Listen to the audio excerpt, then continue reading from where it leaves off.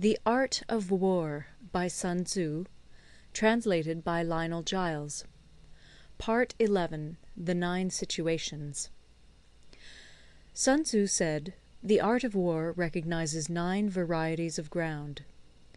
1. Dispersive ground. 2. Facile ground. 3. Contentious ground. 4. Open ground. 5. Ground of intersecting highways. 6. Serious ground. 7. Difficult ground. 8. Hemmed-in ground. 9. Desperate ground." When a chieftain is fighting in his own territory, it is dispersive ground. When he has penetrated into hostile territory, but to no great distance, it is facile ground. Ground the possession of which imports great advantage to either side is contentious ground. Ground on which each side has liberty of movement is open ground. Ground which forms the key to 3 contiguous states, so that he who occupies it first has most of the empire at his command, is a ground of intersecting highways. When an army has penetrated into the heart of a hostile country, leaving a number of fortified cities in its rear, it is serious ground. Mountain forests, rugged steeps, marshes, and fens, all country that is hard to traverse, this is difficult ground. Ground which is reached through narrow gorges, and from which we can only retire by tortuous paths, so that a small number of the enemy would suffice to crush a large body of our men, this is hemmed-in ground. Ground on which we can only be saved from destruction by fighting without delay is desperate ground. On dispersive ground, therefore, fight not. On facile ground, halt not. On contentious ground, attack not. On open ground, do not try to block the enemy's way. On the ground of intersecting highways, join hands with your allies. On serious ground, gather in plunder. In difficult ground, keep steadily on the march. On hemmed-in ground, resort to stratagem. On desperate ground, fight. Those who were called skilful leaders of old knew how to drive a wedge between the enemy's front and rear, to prevent cooperation between his large and small divisions, to hinder the good troops from rescuing the bad, the officers from rallying their men. When the enemy's men were united, they managed to keep them in disorder. When it was to their advantage, they made a forward move. When otherwise, they stopped still.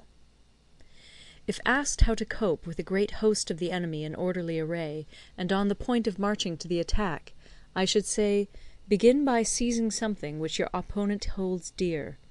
Then he will be amenable to your will. Rapidity is the essence of war. Take advantage of the enemy's unreadiness.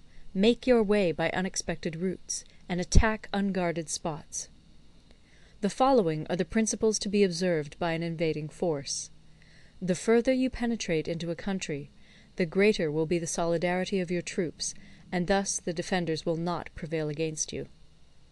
Make forays in fertile country in order to supply your army with food.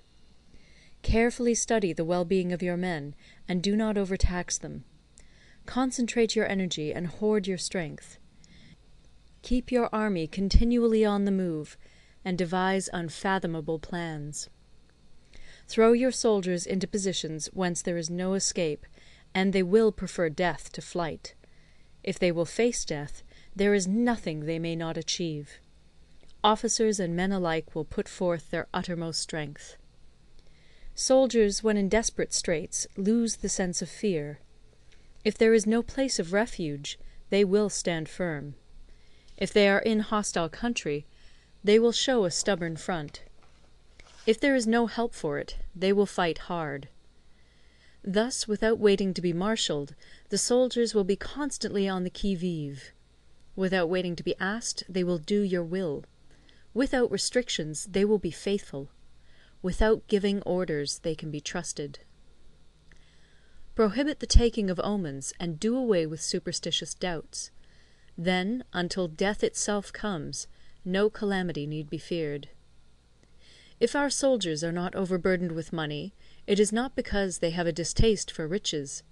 If their lives are not unduly long, it is not because they are disinclined to longevity. On the day they are ordered out to battle, your soldiers may weep, those sitting up bedewing their garments, and those lying down, letting the tears run down their cheeks. But let them once be brought to bay, and they will display the courage of a Chu or a Kui. The skilful tactician may be likened to the Shuai Jan. Now, the Shuai Jan is a snake that is found in the Ch'ung Mountains. Strike at its head, and you will be attacked by its tail. Strike at its tail, and you will be attacked by its head. Strike at the middle, and you will be attacked by head and tail both. Asked if an army can be made to imitate the Shuai Jan, I should answer yes. For the men of Wu and the men of Yue are enemies. Yet if they are crossing a river in the same boat, and are caught by a storm, they will come to each other's assistance, just as the left hand helps the right. Hence it is not enough to put one's trust in the tethering of horses and the burying of chariot wheels in the ground. The principle on which to manage an army is to set up one standard of courage, which all must reach. How to make the best of both strong and weak, that is a question involving the proper use of ground. Thus, the skilful general conducts his army just as though he were leading a single man, willy-nilly, by the hand. It is the business of a general to be quiet, and thus ensure secrecy; upright and just, and thus maintain order. He must be able to mystify his officers and men by false reports and appearances, and thus keep them in total ignorance. By altering his arrangements and changing his plans, he keeps the enemy without definite knowledge. By shifting his camp and taking circuitous routes, he prevents the enemy from anticipating his purpose. At the critical moment, the leader of an army acts like one who has climbed up a height and then kicks away the ladder behind him. He carries his men deep into hostile territory before he shows his hand. He burns his boats and breaks his cooking pots. Like a shepherd driving a flock of sheep, he drives his men this way and that, and nothing knows whither he is going. To muster his host and bring it into danger, this may be termed the business of the general. The different measures suited to the 9 varieties of ground, the expediency of aggressive or defensive tactics, and the fundamental laws of human nature, these are things that must most certainly be studied. When invading hostile territory, the general principle is that penetrating deeply brings cohesion; penetrating but a short way means dispersion. When you leave your own country behind and take your army across neighbourhood territory, you find yourself on critical ground. When there are means of communication on all 4 sides, the ground is one of intersecting highways. When you penetrate deeply into a country, it is serious ground. When you penetrate but a little way, it is facile ground. When you have the enemy's strongholds on your rear and narrow passes in front, it is hemmed-in ground. When there is no place of refuge at all, it is desperate ground. Therefore, on dispersive ground I would inspire my men with unity of purpose. On facile ground I would see that there is close connection between all parts of my army. On contentious ground I would hurry up my rear. On open ground I would keep a vigilant eye on my defences. On ground of intersecting highways I would consolidate my alliances. On serious ground I would try to ensure a continuous stream of supplies. On difficult ground I would keep pushing on along the road. On hemmed-in ground I would block any way of retreat. On desperate ground I would proclaim to my soldiers the hopelessness of saving their lives. For it is the soldier's disposition to offer an obstinate resistance when surrounded, to fight hard when he cannot help himself, and to obey promptly when he has fallen into danger. We cannot enter into alliance with neighbouring princes until we are acquainted with their designs. We are not fit to lead an army on the march unless we are familiar with the face of the country, its mountains and forests, its pitfalls and precipices, its marshes and swamps. We shall be unable to turn natural advantages to account unless we make use of local guides. To be ignored of any one of the following 4 or 5 principles does not befit a warlike prince. When a warlike prince attacks a powerful state, his generalship shows itself in preventing the concentration of the enemy's forces. He overawes his opponents, and their allies are prevented from joining against him. Hence he does not strive to ally himself with all and sundry, nor does he foster the power of other states. He carries out his own secret designs, keeping his antagonists in awe. Thus he is able to capture their cities and overthrow their kingdoms. Bestow rewards without regard to rule, issue orders without regard to previous arrangements, and you will be able to handle a whole army as though you had to do with but a single man. Confront your soldiers with the deed itself. Never let them know your design.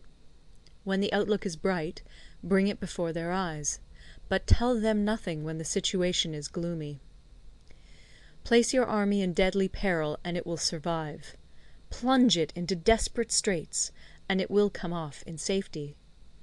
For it is precisely when a force has fallen into harm's way that it is capable of striking a blow for victory.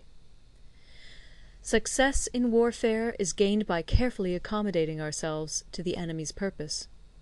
By persistently hanging on the enemy's flank, we shall succeed in the long run in killing the commander-in-chief. This is called ability to accomplish a thing by sheer cunning. On the day that you take up your command, block the frontier passes, destroy the official tallies, and stop the passage of all emissaries. Be stern in the council chamber, so that you may control the situation. If the enemy leaves a door open, you must rush in. Forestall your opponent by seizing what he holds dear, and subtly contrive to time his arrival on the ground. Walk in the path defined by rule, and accommodate yourself to the enemy until you can fight a decisive battle. At first, then, exhibit the coyness of a maiden, until the enemy gives you an opening. Afterwards emulate the rapidity of a running hare, and it will be too late for the enemy to oppose you. End of Part 11.